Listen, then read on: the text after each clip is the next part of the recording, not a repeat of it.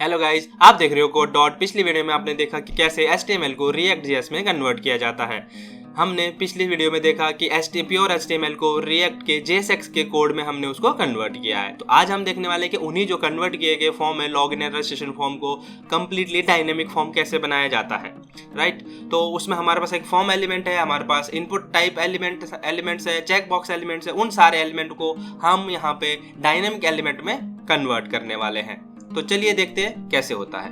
ठीक है, तो अब यूजर को रजिस्टर करने के लिए जो ये नॉर्मल HTML वाला फॉर्म है, इस फॉर्म को पहले हम रिएक्ट में कन्वर्ट कर लेते हैं। ठीक है, रिएक्ट में कन्वर्ट कर लेते हैं, देन देखते हैं कि हम API को कैसे कॉल करेंगे, उस डेटा को API की साइड में कैसे भेजेंगे और कैसे वहां पे सेव होगा। तो वो तो आप देख चुके हो कैसे वहां पे सेव होगा, बट यहाँ से हमें डेटा भेजने के लिए इस फॉर्म को as a React form convert करना पड़ेगा। अब रिएक्ट फॉर्म में कन्वर्ट करने के लिए सबसे पहले तो मैं इन सबको हटा देता हूँ। तो मैं यहाँ पे सिर्फ रजिस्टर वाला कंपोनेंट लेके आ जाता हूँ। तो हमारे पास देखो यहाँ पे बहुत सारे इनपुट बॉक्स बने हुए हैं, ठीक है, लेबल है उसमें, वो सारी चीजें हो रखी है। तो हम क्या करते हैं, सबसे पहले हम यहाँ पे यूज करने वाले हैं रिएक्ट का जो भी फॉर्म होता है उसको मैनेज करने के लिए, सही से मैनेज करने के लिए हम यूज करने वाले हैं फॉर्मिक को। बट अब आप नॉर्मल तरीके से कर सकते हो, स्टेट बना के कर सकते हो, बट उसको स्टेट मैनेज करना बहुत मुश्किल होता है। जितने आपके यहाँ पे इनपुट टाइप्स होंगे उतने सारे वेरिएबल्स यहाँ पे बनाने पड़ेंगे, उनके स्टेट मैनेज होगी, उनके स्टेट को अपडेट करना पड़ेगा। उस चीज को ओवरकम करने के लिए एक रिएक्ट का पैकेज आता है जिसका नाम होता है फॉर्मिक। ठीक है, तो ये पैकेज होता है, इस पैकेज का मैं यूज करने वाला हूँ। तो ये यहाँ पे कह रहा है build a form in React without the tears. हाँ, बहुत ज़्यादा दिक्कत होती है स्टेट मैनेज करने में। बेसिकली फॉर्म में अगर आपके पास 20 फील्ड हो तो 20 वेरिएबल बना के 20 फील्ड के स्टेट को मैनेज करना बहुत ही हेक्टिक प्रोसेस होता है। तो उसी प्रोसेस को ओवरकम करने के लिए इन लोगों ने एक अलग ही एक पैकेज बना के दिया है जो रिएक्ट के फॉर्म के स्टेट को अच्छी तरीके से मैनेज कर लेता है। ठीक है, तो इस पैकेज को हम यूज करने के लिए, इस पैकेज का हमारे प्रोजेक्ट में यूज करने के लिए हमें सबसे पहले इसके पैकेज को इंस्टॉल करना पड़ेगा। ठीक है, तो यहाँ पे लिखते हैं हम npm i यानी कि इंस्टॉल फॉर्मिक। ठीक है, ये वाला पैकेज हमारे प्रोजेक्ट में इंस्टॉल होते ही हम कैपेबल हो जाएंगे किसी भी फॉर्म को मैनेज करने के लिए अपने प्रोजेक्ट के अंदर। ठीक है, किसी भी कॉम्प्लेक्स फॉर्म को आप इसमें मैनेज कर सकते हो, चाहे उसके अंदर कितने भी फील्ड हो। ठीक है, अब इसको मैं यूज करने के लिए हम सबसे पहले एक क्या करते हैं, कंपोनेंट के अंदर एक फोल्डर बना लेते हैं फॉर्म नाम से। अब इस फॉर्म के अंदर एक फाइल बनाते हैं जो कि हमारी कस्टम फॉर्म एलिमेंट होगा। ठीक है, तो ये फाइल बनाते हैं form.tsx।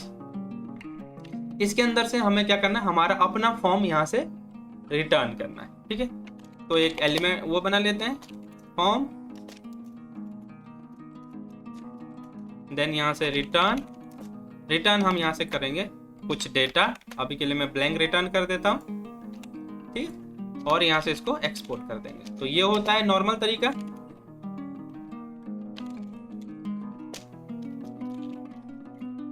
जिससे आप रिएक्ट का कंपोनेंट बना सकते हो। ठीक है, तो इसके साथ साथ आपको रिएक्ट यहाँ पे इंपोर्ट करना पड़ता है, इंपोर्ट रिएक्ट।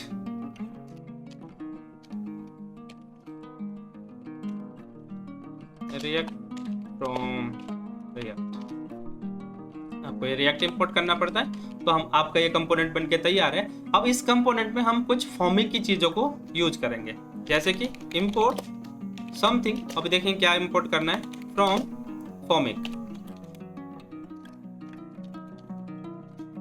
तो फॉर्मिक से हमें यहाँ पे किस किस चीज की जरूरत पड़ेगी। सबसे पहले तो हमें यहाँ पे फॉर्मिक की ही जरूरत पड़ेगी, जो आप बेसिकली फॉर्मिक का पूरा कंपोनेंट होगा जो फॉर्म को मैनेज करेगा। उसके बाद हमें यहाँ पे जरूरत पड़ेगी फॉर्म की, form as a Formik form. ये मैं इसलिए लिख रहा हूँ क्योंकि फॉर्म मैंने पहले अपना कंपोनेंट बना रखा है। अब ये भी आएगा तो इसको फिर ये यहाँ पे कॉन्फ्लिक्ट करेगा, इसीलिए मैंने इसको फॉर्म के नाम से यहाँ पे इंपोर्ट कर लिया है। और दूसरी, अब यही दो चीज अभी बेसिकली हमें यहाँ पे जरूरत पड़ेगी। अगर आगे जो भी जरूरत पड़ेगी तो फिर इसको देखते हैं। अब सबसे पहले हमें यहाँ पे क्या करना है, सबसे पहले इस फॉर्मिक को यहाँ से हमें रिटर्न करना है। फॉर्मिक इस कंपोनेंट को इस कंपोनेंट को हमें यहाँ से रिटर्न करना है। अब ये कंपोनेंट जो है ये नॉर्मल रिटर्न नहीं होता है, ये कंपोनेंट कुछ चीजें इसमें लेता है। ठीक है, कुछ चीजें इसमें डालनी पड़ती है। तो जैसे कि अब यहाँ पे क्या ले लेते हैं, यहाँ पे कुछ चीजें यहाँ पे डालनी पड़ती है, यानी कि कुछ चीजें हमें यहाँ पे देनी पड़ेगी, तब जाके ये फॉर्मी कंपोनेंट आगे चलेगा। तो ये सबसे पहले मांग रहा है कि इसमें कुछ चिल्ड्रन होने चाहिए, जो चिल्ड्रन इसके अंदर से रेंडर होंगे। ठीक है, चिल्ड्रन एनी दे देते हैं, और इन जो ये चिल्ड्रन यहाँ से हमारे पास आएंगे, यानी कि जो चिल्ड्रन होता है ये रिएक्ट ऑटोमेटिकली प्रोवाइड करवाता है। जो भी आप इस फॉर्म के अंदर आप वहाँ पे डेटा लिखते जाओगे, उसको एज अ चिल्ड्रन, जो भी HTML के टैग वगैरह लिखोगे इस फॉर्म के अंदर, उसको एज अ चिल्ड्रन ये कंसिडर करके आपको रिटर्न कर देता है। अब ये दूसरी चीज, अभी भी इसमें ये हुआ नहीं है सही। ठीक है, अभी भी ये बता रहा है कि कुछ चीजें इसमें मिसिंग है, जैसे इनिशियल वैल्यू, ऑन सबमिट, ये सारी चीजें इसमें मिसिंग है। अगर तो इसके ऊपर होवर करके अगर मैं क्विक फिक्स पे क्लिक करता हूँ, ऐड मिसिंग एट्रीब्यूट, तो ये इसने इतने सारे एट्रीब्यूट्स दे दिए जो कह रहा है कि इसमें होने चाहिए। ठीक है, तो देखते हैं वन बाय वन कौन कौन से एट्रीब्यूट इसमें हमें डालने पड़ेंगे। सबसे पहले तो हमें यहाँ पे इनिशियल वैल्यू देनी पड़ती है, यानी कि कोई भी फॉर्म क्रिएट होता है तो उसमें कुछ ना कुछ तो इनिशियल वैल्यू रहती है ना, चाहे वो ब्लैंक हो चाहे वो कैसा हो, यानी कि उसमें ये पता चलेगा हमें कि क्या चीज इसके अंदर एक्चुअल में होनी चाहिए। तो सबसे पहले मैं एक इसका इंटरफेस बना देता हूं कि हमें क्या क्या चीज इसके अंदर देनी है। इंटरफेस फॉर्म प्रॉप्स, ठीक है, एक इंटरफेस बना देते हैं। सबसे पहले इनिशियल वैल्यूज हमें इसके अंदर देनी पड़ेगी, जो एनी टाइप की होंगी। ठीक है, कोई भी टाइप की हो सकती है ये। उसके बाद यहाँ पे इनिशियल वैल्यू के बाद यहाँ पे हम वैलिडेट करना पड़ेगा फॉर्म को, कि फॉर्म में डेटा सही फिल हुआ कि नहीं हुआ। फॉर्म में ईमेल की जगह किसी ने कुछ और तो नहीं डाल दिया, ईमेल सही तरीके से डाला कि नहीं डाला, उस चीज को वैलिडेट करने के लिए हम यहाँ पे यूज करने वाले हैं YUP वैलिडेटर, YUP वैलिडेटर। तो उसको वैलिडेटर को इसके साथ यूज करने के लिए यहाँ पे हमें वैलिडेट स्कीमा की जरूरत पड़ती है। ठीक है, तो यहाँ पे देखिए, अब सबसे पहले हम यहाँ पे क्या देने वाले हैं, इनिशियल वैल्यू। उसके बाद हम यहाँ पे देंगे वैलिडेट स्कीमा। ठीक है, ये भी हमारे पास वहीं से आएगा, ये भी हम आगे से देंगे। वैलिडेट स्कीमा भी हमारे पास एनी होगा, क्योंकि जहां पे हमारा फॉर्म क्रिएट होगा वैलिडेट स्कीमा भी वहीं से आएगा, राइट, सिंपल। एंड अब हम यहाँ पे देंगे एक दूसरी चीज, ऑन सबमिट, कि अगर ये सबमिट हो तो ये कहाँ पे जाना चाहिए। ठीक है, सबमिट भी तो होगा ना, फॉर्म बनेगा तो सबमिट होगा, ऑन सबमिट, इसी को दे देते हैं यहाँ पे। ऑन सबमिट जो होगा ये हमारा होगा वॉइड, कुछ रिटर्न करेगा, जैसे वैल्यूज, ये वैल्यूज वो होंगी जो फॉर्म में हमने फॉर्म फिल किया था, वो वैल्यूज ये यहाँ से रिटर्न करेगा। और हेल्पर रिटर्न कर सकता है क्या, हेल्पर एनी, ये एक्चुअली बेसिकली फॉर्म का हेल्पर रिटर्न कर सकता है। अब तो इसका यूज कहाँ है, अभी हम देखते हैं। ये वॉइड टाइप का होगा, ठीक है।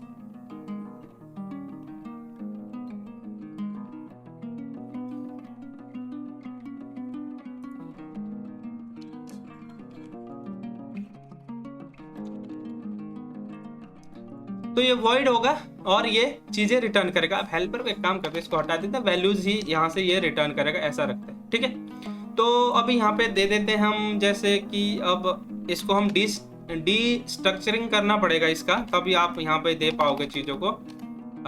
इसको डी स्ट्रक्चरिंग करके फॉर्म प्रॉप्स यहाँ पे किस किस टाइप का आएगा वो फॉर्म प्रॉप दे देते हैं। इनिशियल वैल्यू यहाँ पे हो जाएगी और वैलिडेट स्कीमा यहाँ पे आ जाएगा और हमारे चिल्ड्रन यहाँ पे आ जाएंगे। तो चिल्ड्रन भी यहाँ पे देना पड़ेगा हमें कि चिल्ड्रन एनी। इसमें हो सकता है रिएक्ट का नोड आए, हो सकता है कि इसमें आपका, इसको ऊपर कर देते हैं, एक्चुअली इसको ऐसे करते हैं, इसको ऐसे कुछ है नहीं, बट हाँ नॉर्मली बस ऐसे, क्योंकि चिल्ड्रन हमेशा लास्ट में रहेंगे, ठीक है। तो यहाँ पे आप अब पास कर सकते हो आप। इनिशियल वैल्यू ये रहेगी, वैलिडेशन जो स्कीमा हमारा ये रहेगा, ऑन सबमिट हमारा ये चीज है, ठीक है। सब कुछ यहाँ पे हो चुका है। अब देखते हैं इस चिल्ड्रन के हमें कहाँ पे इसके चिल्ड्रन के अंदर हमें कहाँ पे देना है। तो हमें ये फॉर्मिक फॉर्म को हमने जो फॉर्मिक का फॉर्म था उसको एज अ फॉर्मिक फॉर्म के रूप में यहाँ पे इंपोर्ट किया था। तो उसको देख लेते, उसको यहाँ पे कैसे यूज करते हैं। सबसे पहले आप यहाँ पे एक कॉलबैक फंक्शन आपको यूज करना पड़ेगा जो आपको देगा एरर्स।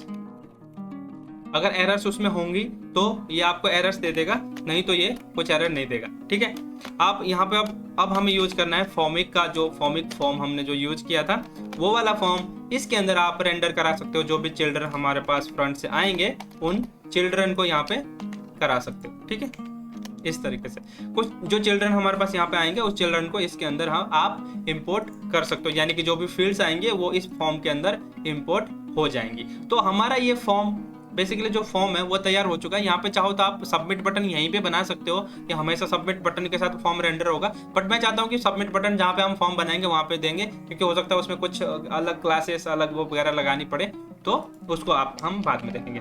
तो ये फॉर्म वाला जो हमारा कंपोनेंट था वो बिल्कुल तैयार हो गया, रेडी हो गया है। अब इसके साथ हम देखते हैं, फॉर्म हमने बना दिया, जो ये फॉर्म वाला एलिमेंट था ये हमारा बन चुका है। अब हमें एक फील्ड वाला एलिमेंट बनाना है जो इस फील्ड को क्रिएट करेगा। अब ऐसा नहीं है कि यहाँ से नहीं होगा, यहाँ से भी हो जाएगा, बट वो जो स्टेट मैनेज करने वाली बात आती है तो और एरर मैनेजमेंट की बात आती है, उस टाइम पे यहाँ पे हमें मैनुअली सारी एरर्स और सारी चीज़ें को डिक्लेयर करते हुए लेके जाना पड़ेगा, स्टेट को फिर यहाँ पे लाके ऐड करना पड़ेगा। उस चीज़ को ओवरकम करने के लिए हम क्या करते हैं, एक कंपोनेंट और बना लेते हैं जो फील्ड नाम का कंपोनेंट होगा, सिंगल कंपोनेंट होगा, वो मल्टीपल जगह पे यूज होगा, ग्लोबल कंपोनेंट होगा। ठीक है, उस कंपोनेंट को हम मल्टीपल जगह पे यूज करेंगे और जब भी हमें कभी अपने इनपुट बॉक्स में चेंज करना पड़ेगा तो एक जगह से चेंज करके सब जगह हो जाएगा। ठीक है, अब ये फॉर्म बना था, अब इस फॉर्म के अंदर हम एक फोल्डर और बना देते हैं फील्ड्स का, FIELDS फील्ड्स। तो इसके अंदर हमारे जितनी भी सारी हम फील्ड्स बनाएंगे वो सारी फील्ड इसके अंदर जाने वाली है। तो सबसे पहले इसके अंदर एक न्यू फाइल बना लेते हैं जिसका नाम रखते हैं टेक्स्ट बॉक्स। ठीक है, ये टेक्स्ट बॉक्स होगा, यानी कि इनपुट जो नॉर्मल होगा आपका TSX टेक्स्ट बॉक्स होगा, और इसमें हम इंपोर्ट कर लेते हैं रिएक्ट को फर्स्ट। रिएक्ट हमारा इंपोर्ट हो चुका है और यहाँ से हमें रिटर्न करना है। यहाँ पे हमें नॉर्मल एक कंपोनेंट बनाना है जैसे हम बनाते हैं टेक्स्ट बॉक्स, और जैसे हम कंपोनेंट बनाते हैं नॉर्मल उसी तरीके से एक रिएक्ट का कंपोनेंट बन जाएगा। यहाँ से रिटर्न हो जाएंगी चीज़ें। ठीक है, अभी के लिए मैं यहाँ से ब्लैंक रिटर्न कर देता हूँ,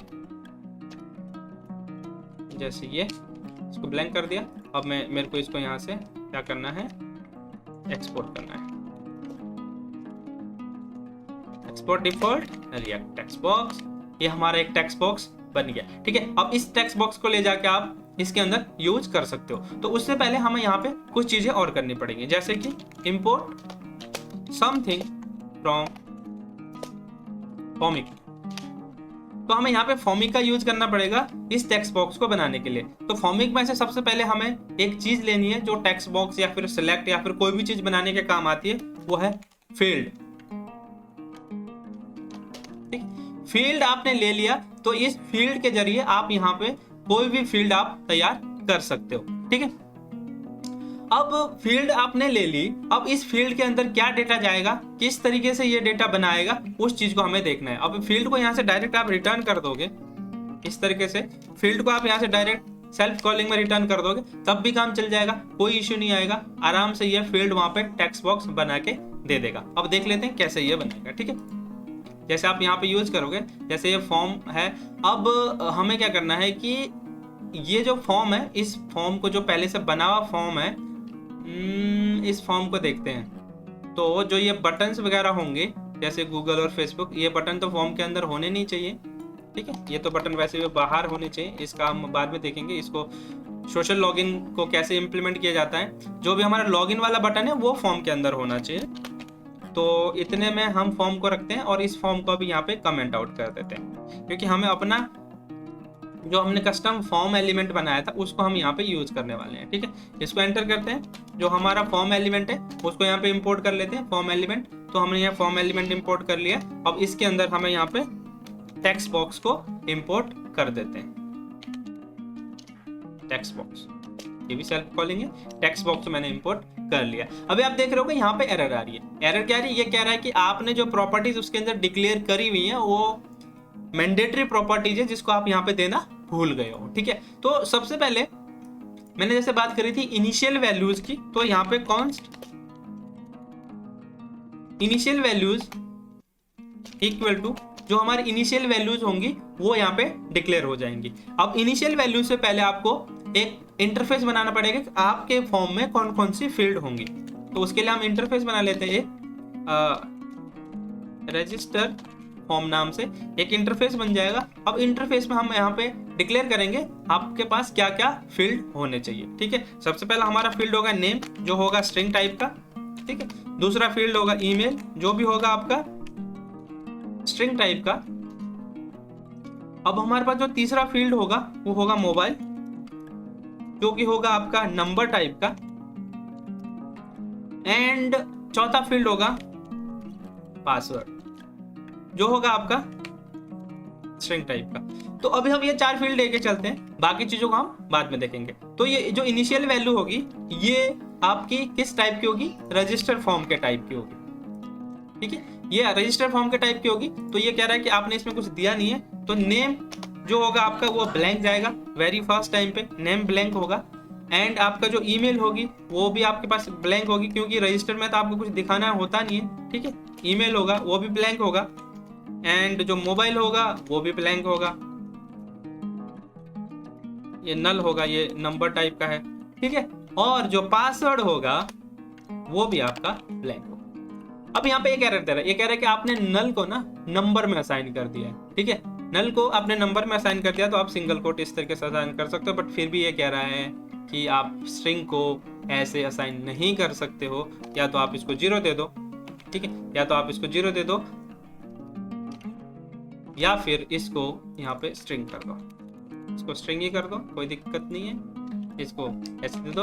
तो ये हमारे ऐसे भी जब भी हम यहाँ से सबमिट करेंगे वो स्ट्रिंग होने वाला है, उसको बैकएंड में हम एज ए नंबर इसको सेव कर लेंगे। तो ये 4 फील्ड हमारे फॉर्म में होने वाले हैं। तो ये बनेगा हमारा इनिशियल वैल्यू, जो कि हम यहाँ पे इस फॉर्म में पास करने वाले हैं, जो हमारा इनिशियल वैल्यू वाला फील्ड है उसके अंदर। ठीक है, अब इनिशियल वैल्यू वाला फील्ड हमने यहाँ पे पास कर दिया। अब दूसरा ये जो मांग रहा है वो मांग रहा है कि जो आपका वैलिडेटर स्कीमा है वो क्या है, वैलिडेट स्कीमा है वो कुछ है तो वो बता दो। ठीक है, अभी मैं इसको ब्लैंक ही दे देता हूँ। और तीसरी चीज ये मांग रहा है ऑन सबमिट, कि सबमिट होने के बाद मैं इसको क्या करना चाहता हूँ। तो यहाँ पे मैं एक फंक्शन बना लेता हूँ, सबमिट हैंडलर। तो ये सबमिट हैंडलर जो है ये वैल्यूज लेके आएगा। ये जो वैल्यूज होंगी ये वो चीज होंगी जो हम वहां से सबमिट करेंगे, सबमिट बटन के क्लिक करने पे आएंगे। ठीक है, हाँ मैं इसको कंसोल कर देता हूं।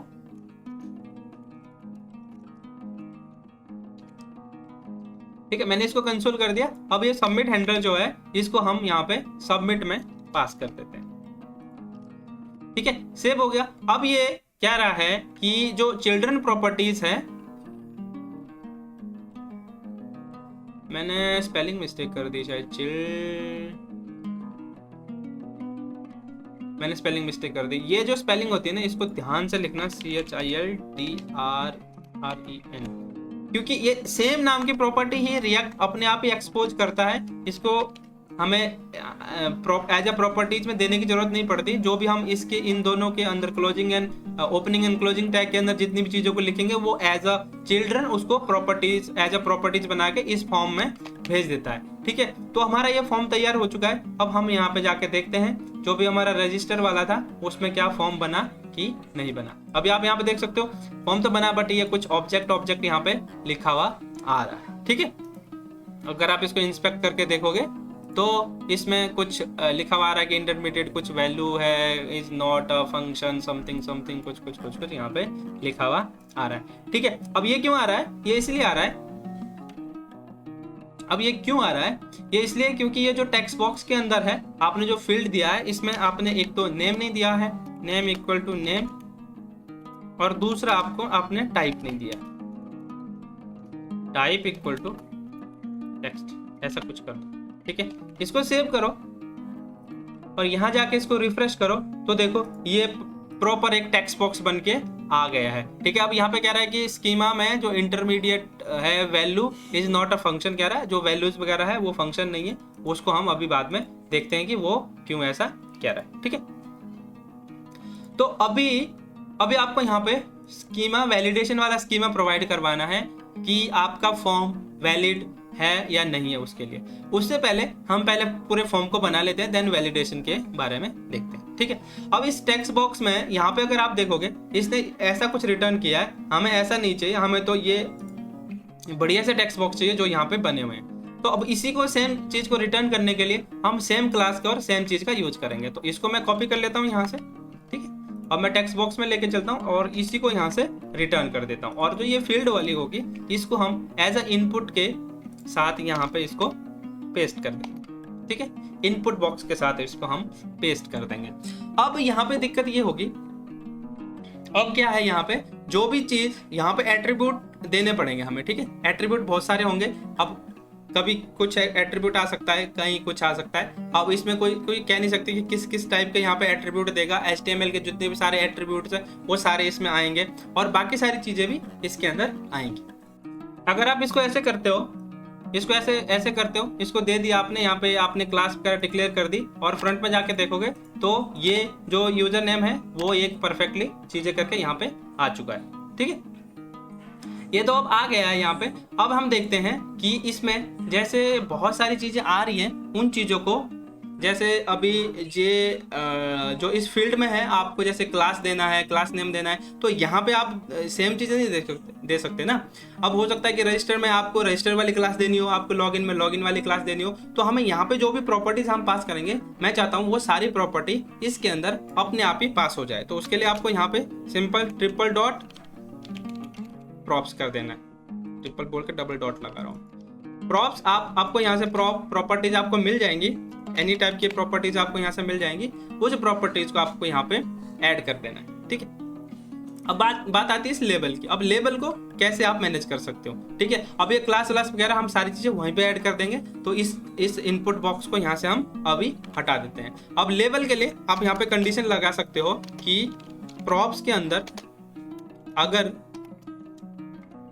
ऑप्शनल अगर यहाँ पे लेबल आता है, देन आपको क्या करना है, देन आपको यहाँ पे लेबल प्रिंट करवाना है, अदरवाइज कुछ प्रिंट नहीं करवाना है। ठीक है, तो इस लेबल को यहाँ से उठा के कट करके आप इसके अंदर डाल सकते हो यहाँ पे।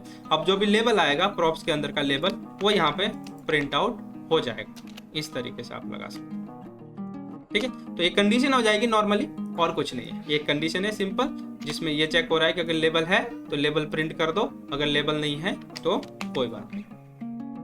इतना हो जाने के बाद ठीक है, अब इसको रिफ्रेश करोगे तो फिर वही ऑब्जेक्ट वाली बात आ जाती है। ठीक है, क्योंकि इसके अंदर अभी जो इनिशियल डेटा हमने पास किया उसके अंदर नेम ईमेल वगैरह पास है, इसके अंदर कोई नेम नहीं पास है और इसके अंदर कोई टाइप नहीं पास है। तो यहाँ पे हम क्या करते हैं, नेम इक्वल टू नेम कर देते हैं इसको, और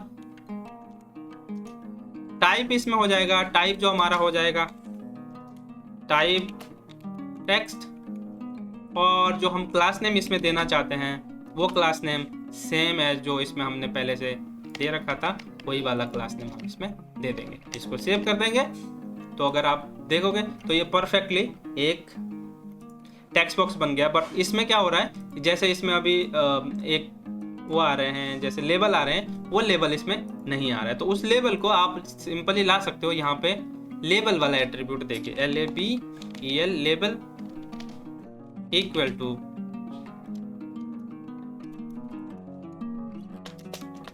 फुल नेम। आपने ऐसे पास कर दिया, इसको सेव कर दो। तो आप यहाँ पे जाके इसको रिफ्रेश करके देखोगे तो यहाँ पे फुल नेम नाम का लेबल यहाँ पे आ गया। ठीक है, अब इसमें प्लेस होल्डर आप दे सकते हो, इसमें आप जो देना चाहो वो अपने हिसाब से इसमें दे सकते हो। ठीक है,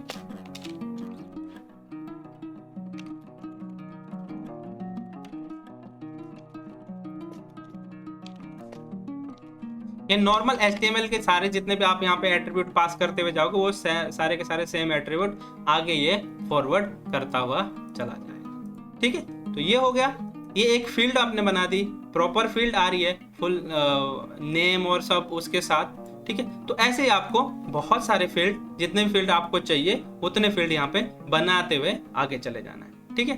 तो मैं क्या करता हूँ कि मैं 2-3 जैसे ईमेल और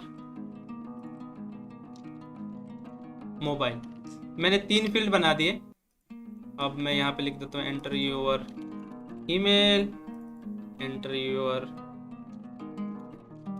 मोबाइल नंबर, और इसका नाम हो जाएगा ईमेल, लेबल का नाम, इसका नाम हो जाएगा